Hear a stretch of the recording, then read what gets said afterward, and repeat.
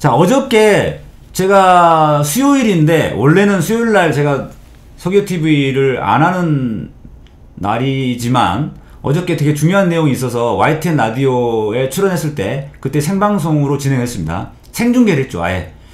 근데 YTN 라디오 관계자분들이 생중계해도 된다고 하더라고요. 괜찮답니다. 그래서 앞으로는 수요일마다 YTN 라디오가 시작하는 7시부터, 정확하게 7시 10분부터인데 7시부터 해가지고 생중계를 YTN 라디오 내용을 하고, 그리고 끝나고 나서 바로 그거 관련된 후속 생방송을 진행하는 걸로 이렇게 하도록 하겠습니다. 그래서 어저께 YTN 라디오에 나왔던 이야기인데요. 자, 들으신 분도 계시죠? 김학의 사건 관련해서 대검 진상조사단에 한 장의 익명의 제보 편지가 날라들었습니다. 날라왔죠. 여기에 보면은 이런 표현이 있어요. 자, 춘천지방검찰청 박정의 이렇게 돼 있고, 동부지검에 있는 대검 진상조사단 김영희 팀장님 이렇게 해가지고 내용이 가명으로 보내는 걸 양해해달라 이렇게 하면서, 자기는 춘천지검에 근무했던 검사랍니다. 김학의 검사장이 춘천지검에 있을 때 그 별장 접대건에 대해서는 춘천지검에 알만한 검사들은 다 안답니다. 김학의 검사장은 그런 험지에 빠지게 한 분이 당시 누구누구입니다 이렇게 돼 있는데, 이거를 이제 대검 진상조사단에서 가린 상태로 언론에다 공개를 했어요. 자, 그랬는데 언론의 기자분들이 취재를 보니까 이 사람이 박충근 변호사, 당시에 춘천지검 차장검사더라, 이게 확인이 된 겁니다. 그래서 춘천지검 차장검사였던 박충근 변호사에게 이런 일이 있느냐라고 물어봤더니, 기자들이 물어봤는데 본인은 아니라고 이제 부인을 한 상태이죠. 그 다음에 그 다음에 이 박충근 변호사가 그 당시 차장검사가 윤중천을 김학의에게 소개시켜줬다, 이런 이야기고, 그 다음에 이제 쭉 이야기 나옵니다. 그런데 문제는 이 내용을 가지고 다른 언론에서 많이 파헤쳐 봤는데 좀 사실관계가 좀 안 맞는 게 좀 있었던 거예요. 예를 들면은 요렇게 박충근 당시 차장검사가 윤중천을 김학의에게 소개시켜줬다, 이 부분이 조금 사실관계 안 맞아요. 이것보다는 오히려 윤중천이 당시에 원주 부근에 아주 이름난 스폰서였는데, 그러다 보니까 그쪽 원주 주변에 검사장들 모임이 있었고, 그때마다 검사장들이 바뀔 때마다 이 윤중천을 계속 소개해줬다는 거예요. 대물림해줬다는 거죠. 스폰서 대물림이라는 거 여러분 못 들어보셨을 거예요. 스폰서 대물림.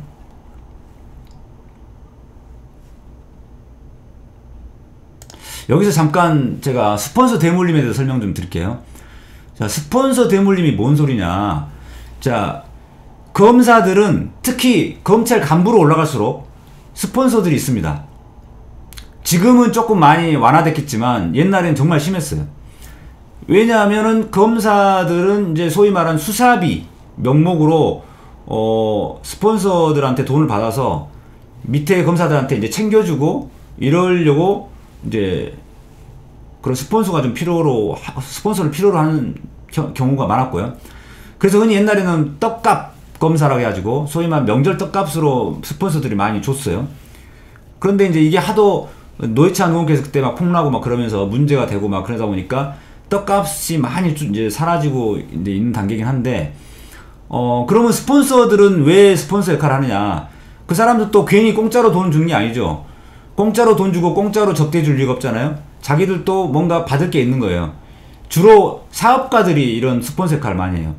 자기들은 평상시에 그런 검찰 간부들을 떡값을 주거나 룸사롱 접대 이런 것들을 하면서 자기가 나중에 무슨 사건이 터졌을 때 잘 봐달라 라고 하려고 미리 보험을 드는 거죠.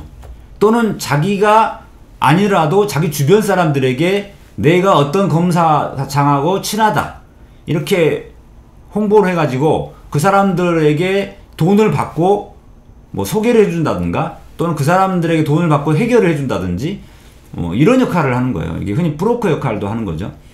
이게 바로 스폰서인데, 스폰서 중에 이 검사장들이 믿을 만한 스폰서다. 이 사람은 그렇게 크게 어려운 부탁 안 한다. 약간 진짜 무난한 부탁을 하지 막 안 되는 사건을 되게 해달라든가 어려운 사건 빠져나가기 어려운 거를 막 빼달라든가 구속될 만한 거를 불구속을 해달라든가 이렇게 심하게 부탁하지 않는다. 이런 차원에서 좀 괜찮은 스폰서다 할 때 이게 바로 이제 양질의 스폰서라고 하죠. 그래서 이런 스폰서를 다 후임 검사장한테 소개를 해줘요. 그러면 이제 스폰서가 대물림 되는 거죠. 이 윤중천이 그런 스폰서였다라고 그래요. 기자들의 취재에 따르면은. 그런데 그 스폰서에 의해서 따라서 윤중천이 이 소위 말하는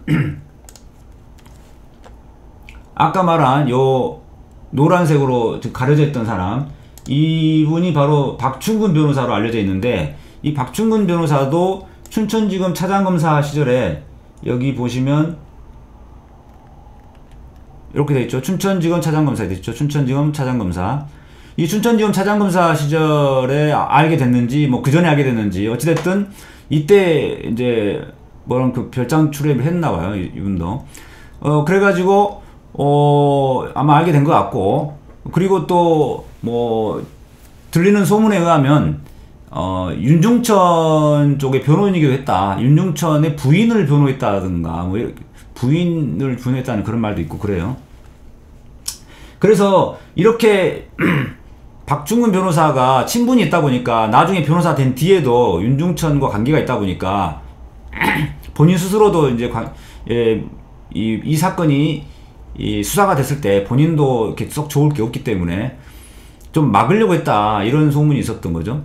그래서 제가 지난주 월요일날 서교TV에서 이 부분을 좀 다뤘었는데, 그때 이용구 법무실장이 이분과 LKB 여기에 로펌의 파트너 대표 변호사다 보니까 그런 거 아니냐, 이런 의혹이 제기되고 있는 겁니다.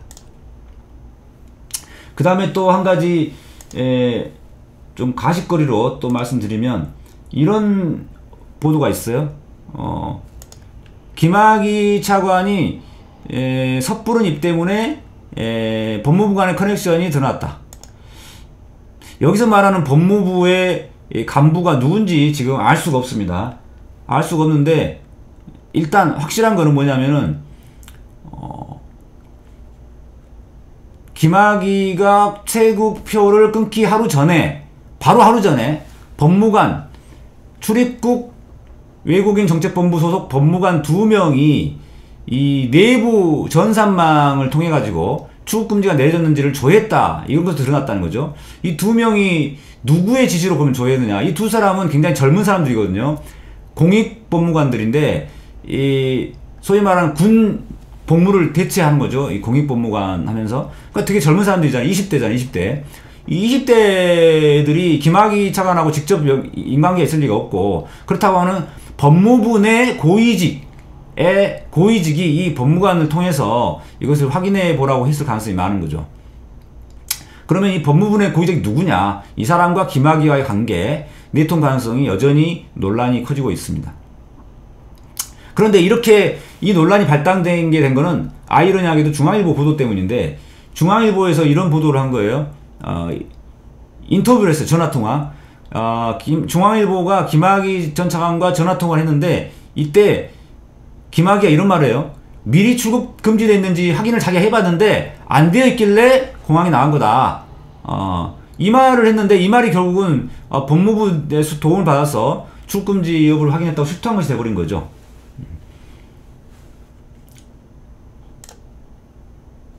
그래서 지금 현재 법무부에서 이 법무관들을 감찰 중이다, 이런 내용입니다.